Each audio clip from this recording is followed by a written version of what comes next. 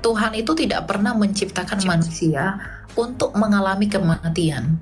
Jadi Tuhan nggak pernah ciptakan Elia untuk mati sampai usia 70 tahun. Untuk mati sampai usia 80 tahun. Sejak semula untuk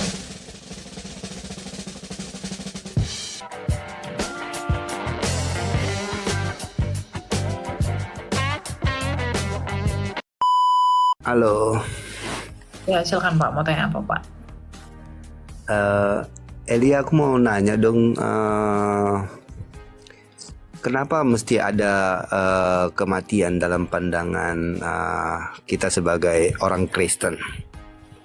Roma 6 ayat 23. Upah dosa adalah maut. Kematian itu karena dosa. Manusia, Tuhan itu tidak pernah menciptakan manusia untuk mengalami kematian. Jadi Tuhan nggak pernah ciptakan Elia untuk mati sampai usia 70 tahun. Untuk mati sampai usia 80 tahun.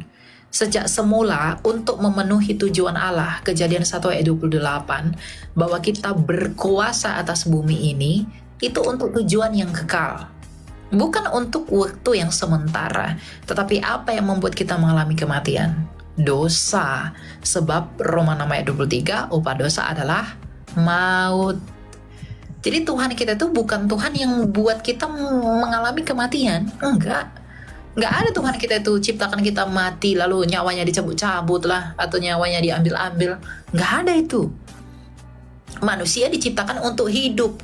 Makanya Kejadian 1 ayat 26, kita diciptakan menurut gambar dan rupa Allah. Kita itu diberi bibit ilahi sejak semula dicipta. Makanya kita bisa hidup. Allah itu hidup, kita pun hidup. Allah itu berpribadi, kita pun berpribadi. Allah itu berakal budi, kita pun berakal budi. Allah itu memiliki roh, kita pun diberikan roh menurut kinerja dan kuasa rohnya yang menghidupkan. Ayub 33 ayat 4. Jadi kematian itu terjadi kenapa? Karena kita sudah tercemar oleh karena kuasa. Kuasa apa? Kuasa dosa. Karena dosa itu tidak bisa bersatu dengan yang kudus, maka lawannya yang kudus adalah dosa. Nah, kalau yang kudus itu adalah hidup, maka yang tidak kudus adalah mati. Maka Allah yang hidup adalah Allah yang kudus, maka kita yang berdosa adalah orang-orang yang mati. Jadi nggak ada Tuhan ciptakan manusia untuk alami kematian, tuh nggak pernah. Tuhan ciptakan kita untuk memiliki hidup. Makanya tujuan Tuhan Yesus datang ke dunia ini adalah untuk memulihkan kembali rancangan yang semula dari penyelewengan manusia di dalam dosa. Makanya Tuhan Yesus berkata, "Akulah kebangkitan dan hidup. Akulah hidup itu. Akulah terang dunia." Yang artinya di dalam Tuhan Yesus, kita yang sudah mati oleh karena dosa, kita bisa memperoleh hidup di dalam hidupnya Dia yang sempurna itu. Makanya di langit bumi baru nanti, kita akan kembali seperti keadaan Adam dan Hawa, di mana maut tidak ada lagi. Gitu. Jadi kematian itu ada, bukan Tuhan yang buat, tapi kita sendiri yang membuat kita mati oleh karena dosa-dosa kita. Dan dosa kita itu tidak dapat bersatu dengan Dia yang kudus itu, maka konsekuensi lawannya hidup itu adalah kematian. Makanya kita mati.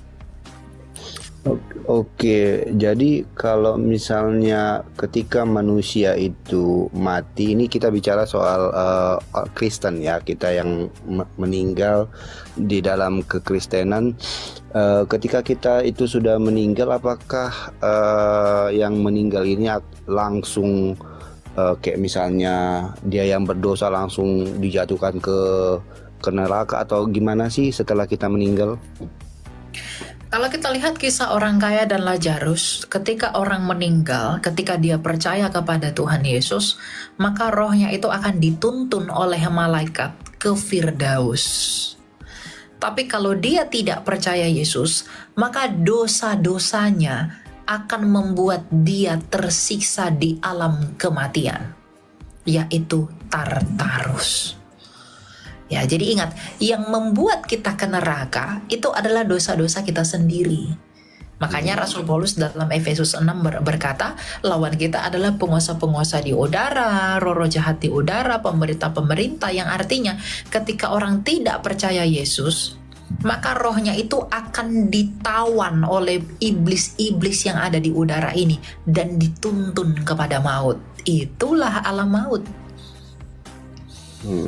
Ya. Nah, kalau dia percaya Yesus, maka akan ada malaikat yang menuntun rohnya itu menuju Firdaus, melewati udara-udara ini. Nah, iblis-iblis itu akan menuntut jiwa kita, tetapi malaikat ini akan menuntun kita sampai ke Firdaus, ke tempatnya Bapak Abraham. Begitu. Ya. Kalau untuk apa namanya di dalam Alkitab dia tertulis di mana ya? Iya, di Injilnya Rasul Lukas tentang orang kaya dan Lazarus. Kamu cari aja. Orang kaya dan Lazarus, lalu Yohanes 8 ayat 24, Tuhan Yesus berkata, kalau kamu tidak percaya bahwa akulah dia, kamu akan mati dalam dosamu. Lalu mengenai Tartarus, 1 Petrus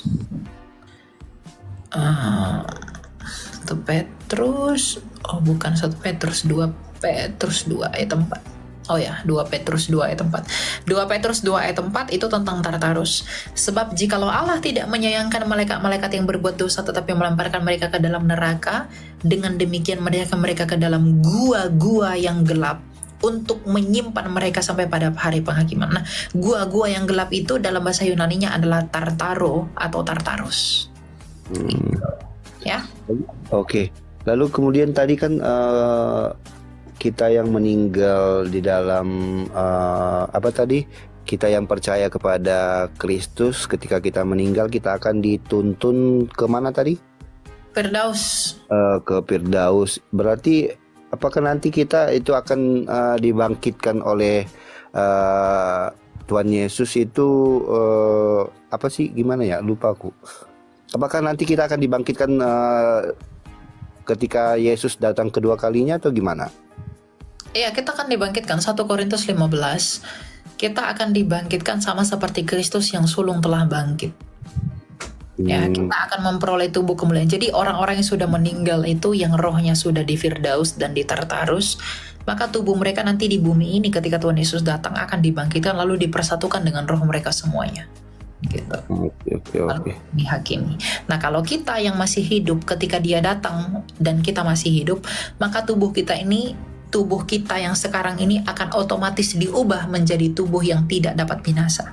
Makanya Rasul Paulus berkata, yang binasa ini harus kita tinggalkan dulu untuk mendapatkan tubuh yang tidak dapat binasa. Karena tubuh kita yang sekarang itu tidak bisa masuk dalam kerajaan sorga. Karena dalam kerajaan sorga darah dan daging itu tidak masuk. Nah, tubuhnya kita nantinya adalah tubuh yang sesuai dan bisa beradaptasi dengan ekosistem langit bumi baru di mana tidak ada lagi dosa. Nah, sedangkan tubuh kita ini masih berdosa. Jadi, orang itu harus mati untuk menanggalkan tubuh kita yang berdosa ini. Makanya orang Kristen itu nggak perlu takut mati.